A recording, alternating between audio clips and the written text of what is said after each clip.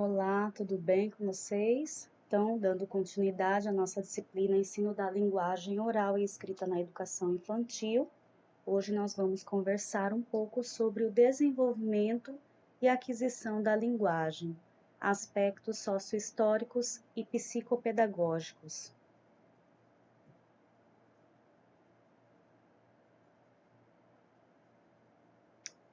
Então, segundo Vygotsky, as concepções sobre a relação entre os processos de aprendizado e desenvolvimento reduzem-se a 3 posições teóricas, todas por ele rejeitadas.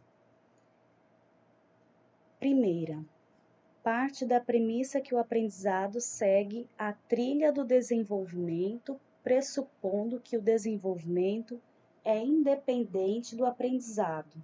O aprendizado seria um processo externo que, se utilizados avanços do desenvolvimento, mas não o impulsiona nem altera seu curso. O desenvolvimento ou maturação é considerado pré-condição para o aprendizado e nunca o resultado dele. Se as funções mentais de uma criança não amadureceram o suficiente para aprender um determinado assunto, nenhuma instrução se mostrará útil. Piaget seria representante, então, desta linha aqui, deste pensamento, né, na qual é rejeitada por Vygotsky. Segunda, postula que a aprendizagem é desenvolvimento. Desenvolvimento é visto como o domínio dos reflexos condicionados. A diferença com relação ao primeiro grupo relaciona-se ao tempo. Para os primeiros, o desenvolvimento procede à aprendizagem. Para estes, os dois processos são simultâneos. Então, quem é o defensor do desenvolvimento sendo a aprendizagem, resultado sendo o desenvolvimento, é o James, né? Não o Vygotsky. Então, Vygotsky, ele não é a favor deste pensamento. Terceira, tenta superar os extremos das duas primeiras, combinando-as.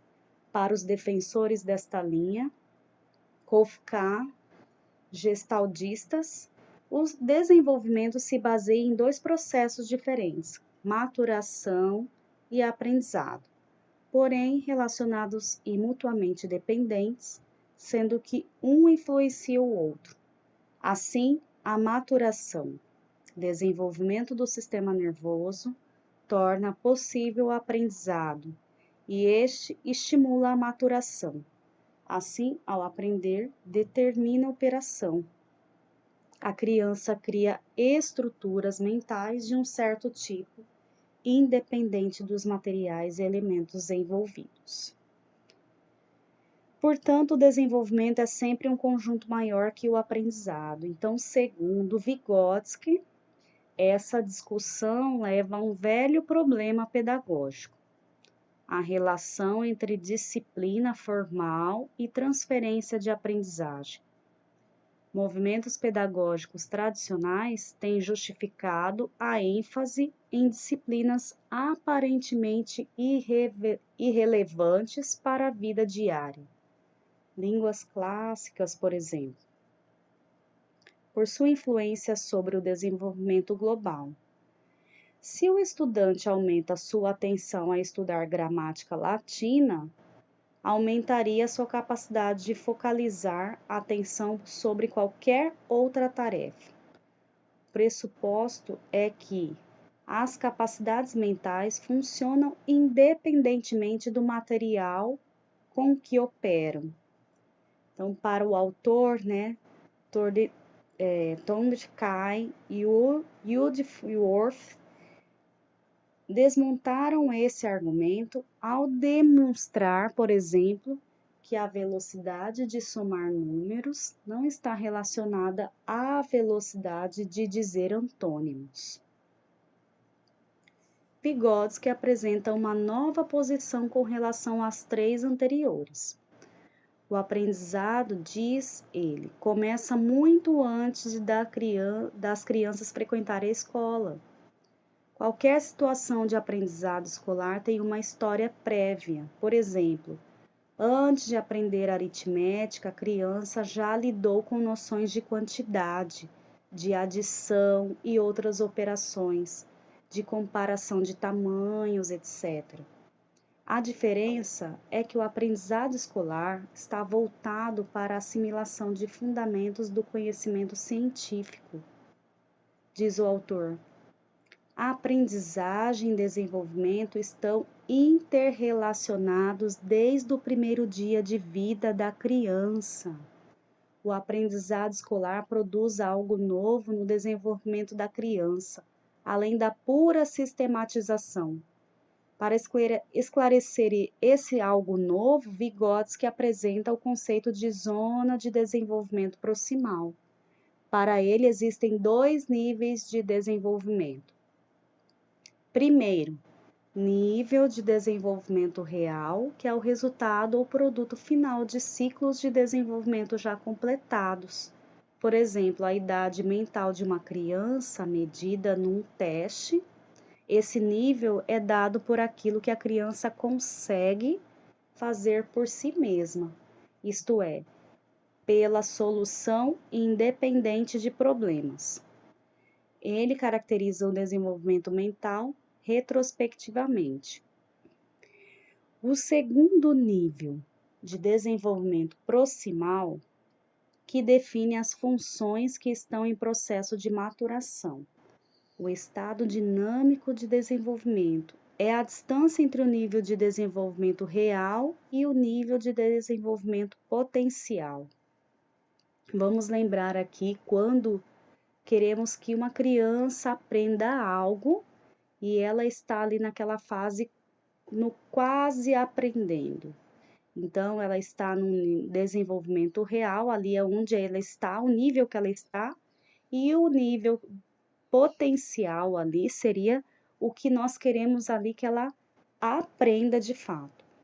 O nível de desenvolvimento proximal é determinado através da solução de problemas sob a orientação de adultos e em colaboração com companheiros mais capazes. Então, a criança ela acaba aprendendo não somente com o professor, mas com os colegas em turma também que estão ali, às vezes, um pouquinho mais avançado naquele conhecimento específico. Então, com os colegas de turma também ela vai aprender. Quando o professor inicia a solução e a criança completa, por exemplo. Então, o professor ele vai no quadro e fala algo, vai falando e deixa com que as crianças, né? E aí uma criança levanta e completa, no caso, a conta, o raciocínio lógico, a frase toda que ela quer falar. Ele caracteriza o desenvolvimento mental prospectivamente. Assim, aquilo que é zona de desenvolvimento proximal, hoje será zona de desenvolvimento real amanhã. Ou, em outras palavras, o que a criança faz hoje, com assistência, amanhã fará sozinha.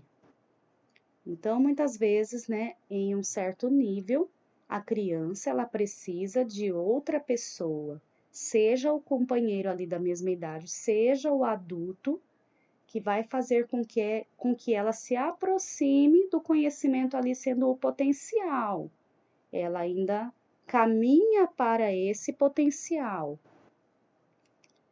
Então, hoje ela é assistida, ela faz algumas coisas que né, não consegue realizar tudo, mas com certeza ela vai realizar futuramente. O conceito de zona de desenvolvimento proximal leva a uma reavaliação do papel da imitação no aprendizado.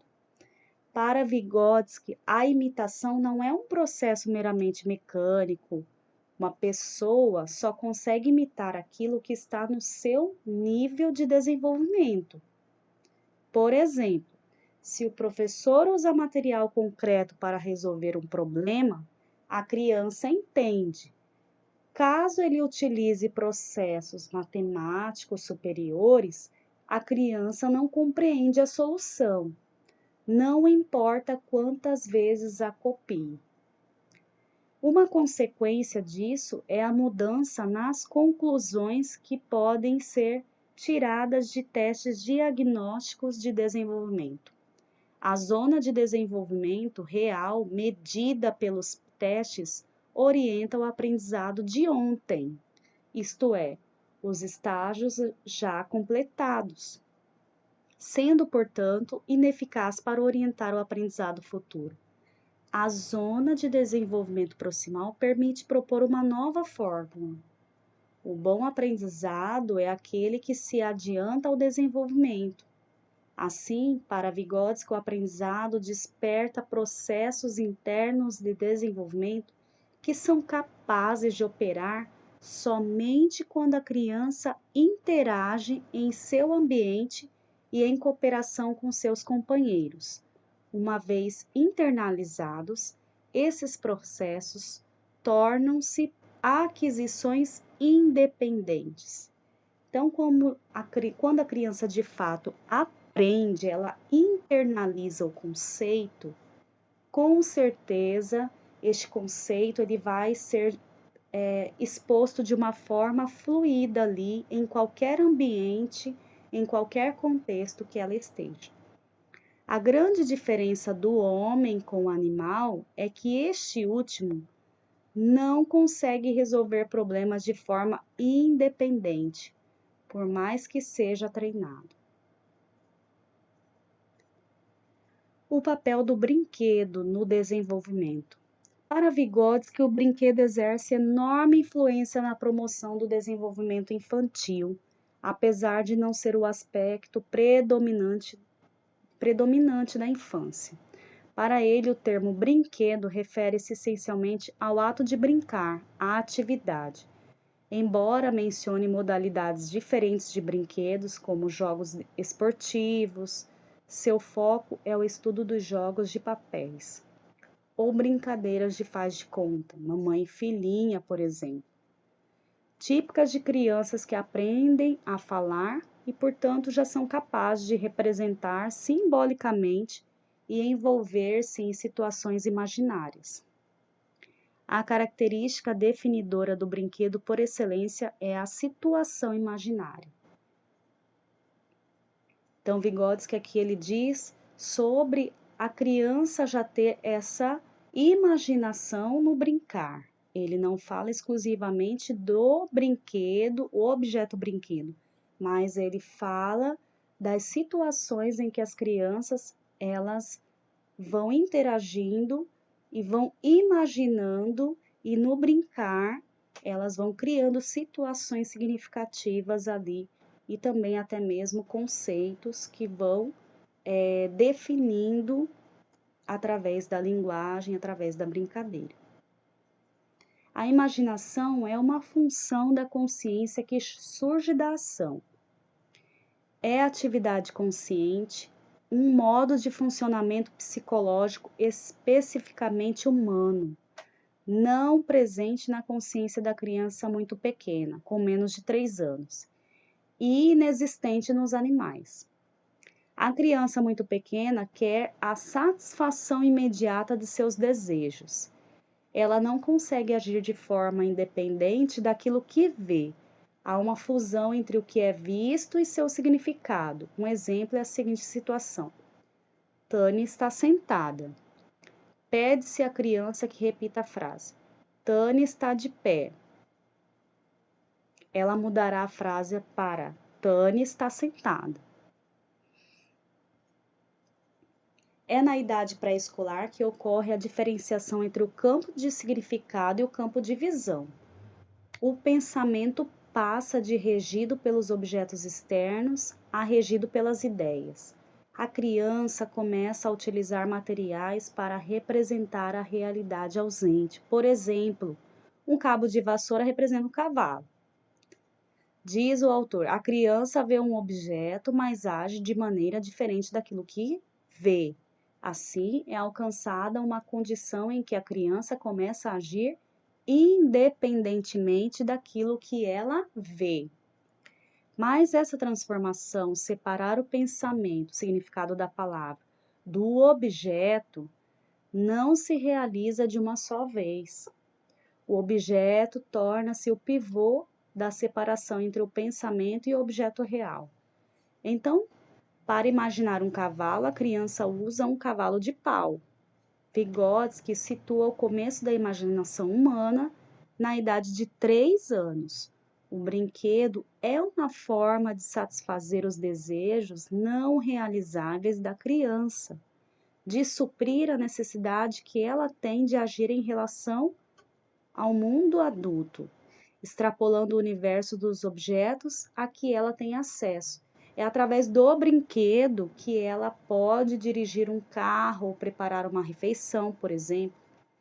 A brincadeira é uma forma de resolver um impasse, a necessidade de ação da criança com gratificação imediata, versus a impossibilidade de executar essas ações na vida real e lidar com desejos que só podem ser satisfeitos no futuro. Essa contradição é explorada e resolvida temporariamente através do brinquedo. Projetando-se nas atividades adultas de sua cultura, a criança procura ser coerente com os papéis assumidos e seguir as regras de comportamento adequadas à situação representada.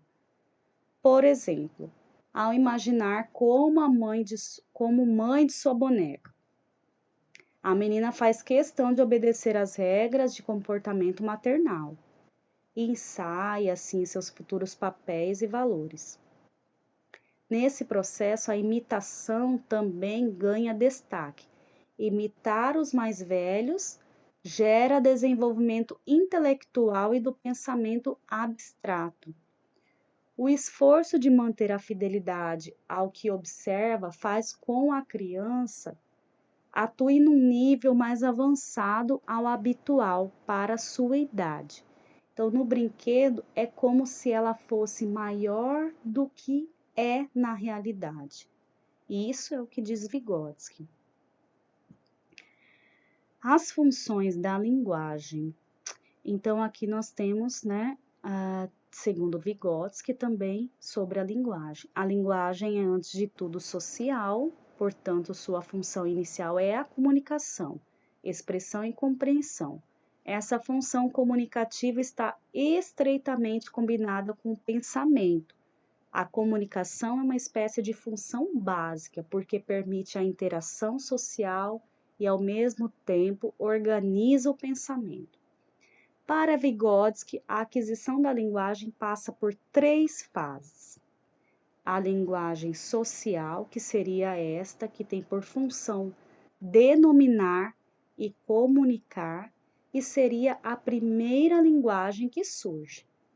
Depois teríamos a linguagem egocêntrica e a linguagem interior, intimamente ligada ao pensamento.